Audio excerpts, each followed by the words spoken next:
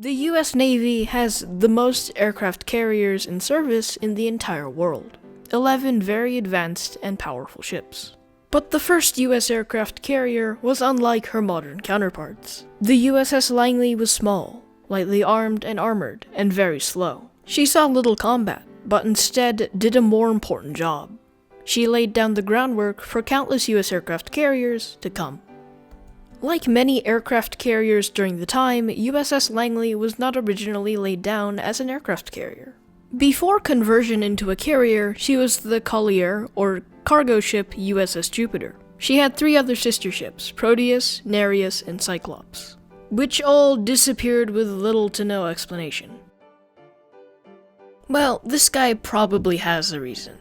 Anyways, U.S.S. Jupiter began construction in 1911, finished in 1912, and became part of the Navy in 1913. She was put under the command of Joseph M. Reeves, and the ship would be sent to help in the Veracruz crisis, because the U.S. and Mexico weren't really friends at this time.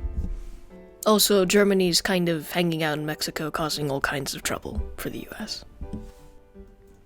After the shenanigans in Mexico, Jupiter went to Europe during World War I to bring some supplies, planes, and weapons around to help in the war effort, and arrived back at the US to be rebuilt into an aircraft carrier. Fun fact, USS Jupiter brought the first US planes to Europe to fight in World War I, and they were commanded by this guy, but he'll become more important later on. In 1920, USS Jupiter was renamed USS Langley, CV-1 in honor of this dude, and would be commissioned 2 years later on March 20th, 1922. Now, Langley was different from modern aircraft carriers. She was a flush deck design, meaning that there was no island or smokestacks on the surface of the aircraft carrier, only a runway, with smokestacks sticking out the side.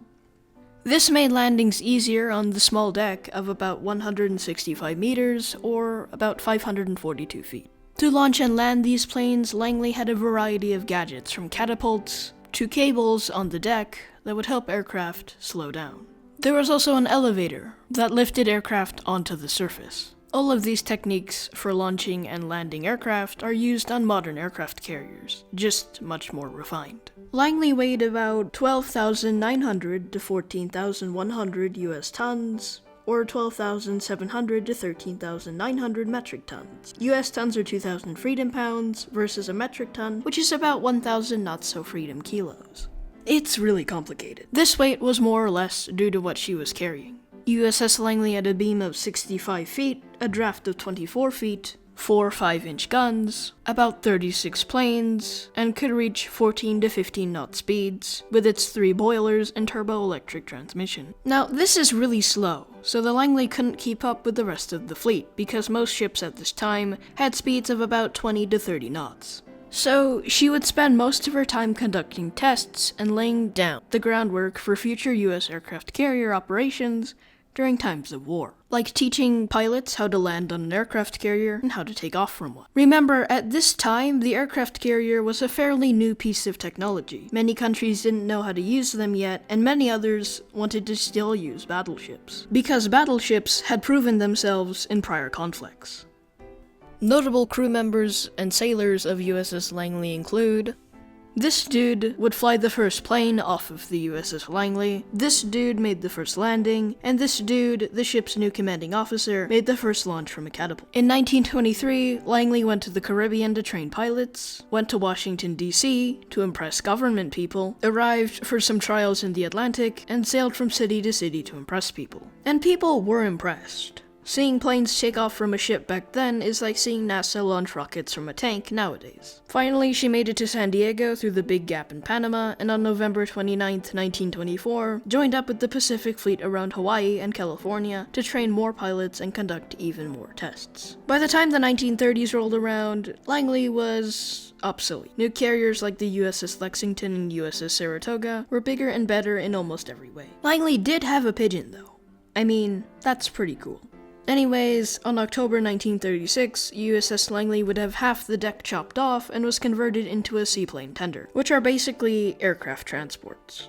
USS Langley sailed to the Atlantic, then back to the Pacific just in time for World War II. Japan had just made the biggest mistake in its life and was now at war with the US. Langley was in the Philippines, but then the Japanese took the Philippines, so Langley kept running until she made it. to the land down under, and was given orders by American, British, Dutch, and Australian Command, which I'm gonna call ABDICOM from now on, because it's funny. Anyways, Langley was given orders by ABDICOM to join a convoy that was to bring planes, cargo, and supplies to India from Fremantle, Australia. The ships in this convoy were Langley, 2 U.S. transports, 2 Australian transports, and U.S.S. Phoenix as an escort. However, ABDICOM later insisted that Langley and 1 other transport should go to, and I'm sorry but I'm gonna butcher this, Java instead. Langley and the transport split, and she met up with destroyers U.S.S. Whipple and U.S.S. Edsall, dispatched from Java Island to escort and protect her from submarines. But the real threat was in the air, and they were spotted on February 27th, 1942.